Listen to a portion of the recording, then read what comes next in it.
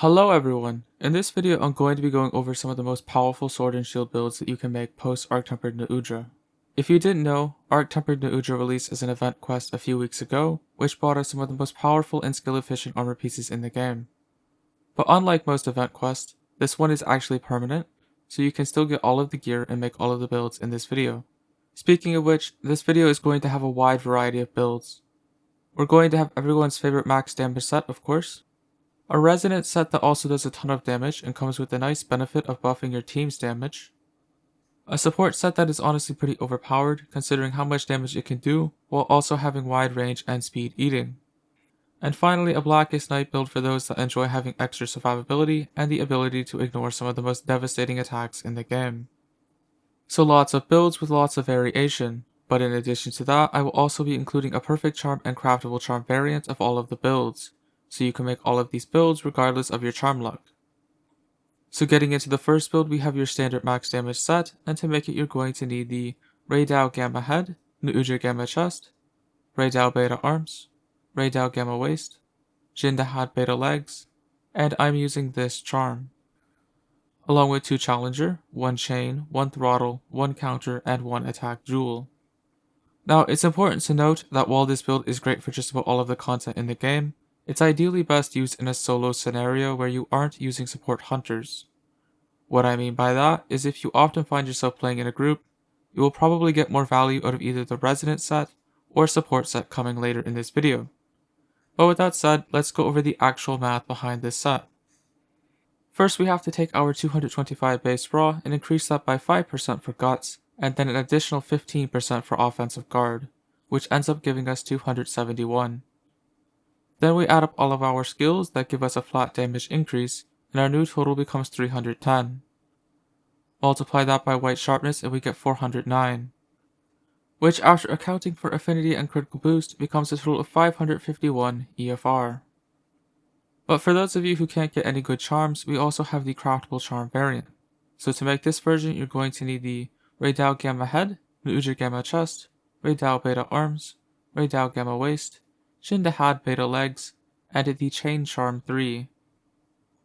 You will also need 3 Challenger, 1 Throttle, and 1 Counter Jewel. When utilizing this gear and these decorations, you will end up with a build that is only very slightly weaker than what you would have with a Perfect Charm. In fact, the only difference between this and the Perfect Charm version is that you lose 1 attack boost and 2 critical boost, but gain 2 burst instead. So let's look at the math. We have 225 base raw, which gets increased by 5% for guts and an additional 15% for offensive guard, which comes out to 271. Then we add up all of our flat damage skills and we get 311. Multiply that by white sharpness and it becomes 410. So once we add our affinity and critical boost into the formula, we end up with a total of 531 EFR. Moving on to the next build, we have the Resonant set, which is capable of buffing your team's damage and the build I recommend most people use if you play multiplayer. So to make this one, you're going to need the Raydao Gamma Head, Nu Udra Gamma Chest, Omega Arms, Raydao Gamma Waist, Omega Legs, and this is the charm. You will also need 3 Challenger, 1 Chain, 1 Throttle, 1 Counter, 1 Destroyer, and 1 Attack Jewel. Now, the reason I recommend most people use this build is because it uses 2 pieces of Omega Armor, which gives us the Resonant set bonus. If you didn't know, the Resonant set bonus is what's going to actually allow you to buff your team's damage, but because it actually buffs your own damage as well, you don't really lose anything on your own damage output by using this set over the standard max damage set. That means it's pretty much just a straight up buff for your team, and the reason I recommend it. Getting into the math on this one, we're going to have our 225 base raw, which gets increased by 5% for guts and an additional 15% for offensive guard. That gives us 271. Which when we add up all of our flat damage skills gets us to 316. When multiplied by white sharpness, that becomes 417. So once we account for our affinity and critical boost, that's a total of 553 EFR. Moving on to the Craftable Charm variant of the set, you can make this one with the Raydao Gamma Head, Nu Udra Gamma Chest, Omega Arms, Raydao Gamma Waist, Omega Legs, and the Power Charm 3. In addition to that, you will also need 4 Challenger, 1 Chain, 1 Counter, and 1 Destroyer Jewel. So with the gear and decorations in this configuration, you will again have a set that is only slightly weaker than the Perfect Charm version. Now the great thing about this set is that unlike the Perfect version, it actually exceeds the damage output of its counterpart by quite a bit instead of just being around the same, that counterpart being the craftable version of the standard max damage set. Because of that, it is pretty much always better to be using this instead of that if you're playing multiplayer. But let's look at the math. We have 225 base raw, which gets increased by 5% for guts and an additional 15% for offensive guard, giving us 271. When we add up all of our flat damage skills, that ends up giving us 313. Multiplied by white sharpness, that's 413. So once we add in our affinity and critical boost, that becomes a total of 549 EFR. Moving on to the support build, we have something that's actually pretty overpowered. To make it, you're going to need the Nu Udra Gamma Head, Nu Udra Gamma Chest, Nu Udra Beta Arms, Raydao Gamma Waist, Raydao Alpha Legs, and a charm like this one. Along with 4 Challenger, 5 Friendship, 1 Gobbler, and 1 Expert Jewel. Now the reason I say this build is overpowered is because it gets Wide Range 5 and Speed Eating 3 with hardly any damage loss compared to the other builds in this video.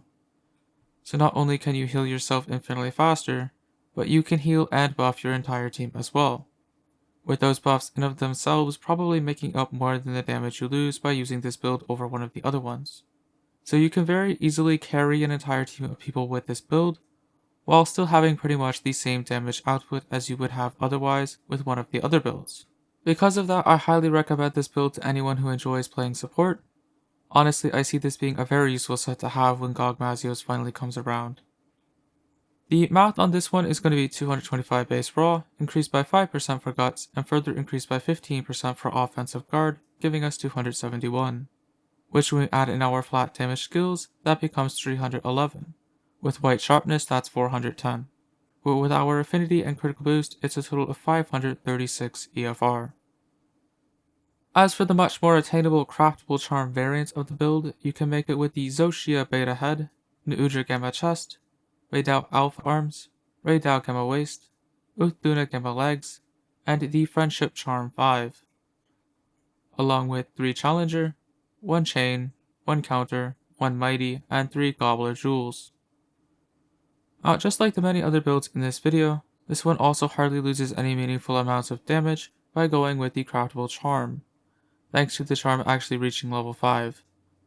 So this is also a fantastic build if you want to play support but don't have any good charms for it.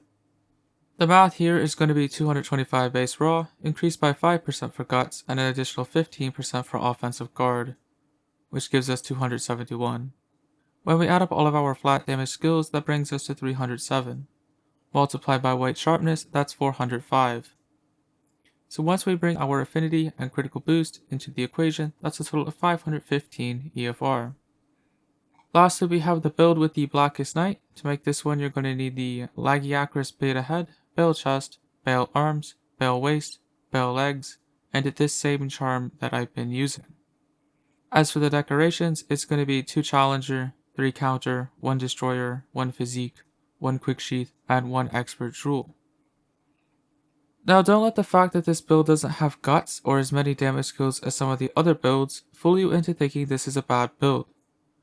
This is honestly a great build for anyone who values survivability and will allow you to easily counter some of even the most devastating attacks in the game, while doing basically nothing to actually dodge them.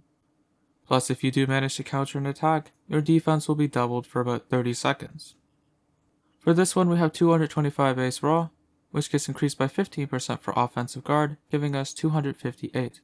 Adding the flat damage skills on top of that gives us 291, which with white sharpness becomes 384. So with our affinity and critical boost, our total comes out to 506 EFR. As for the Craftable Charm variant of the build, you can make that with the Lagiacris Beta Head, Bale Chest, Bale Arms, Bale Waist, Bale Legs, and the Challenger Charm 2. Along with 2 Challenger, 3 Counter, 1 Destroyer, 1 Physique, and 1 Sheath Jewel. This build is very similar to the perfect version due to the fact that it uses pretty much all of the same gear. The only real difference between them is that this one gets an extra point of agitator but has 2 less points of critical boost. For the math, it's going to be 225 base raw, increased by 15% for offensive guard, which gives us 258. When we add our flat damage skills on top of that, we get 294, which after white sharpness becomes 388, or after our affinity and critical boost, a total of 491 EFR. So those are all of the best sword and shield builds that I recommend you be using post Arch Tempered Nu Udra and for the upcoming Gognazios. If you enjoyed this video, don't forget to subscribe for more builds and consider joining my Discord server at the same time. All of my builds get uploaded there first, so it's basically early access. But with that said, I'll see you in the next video.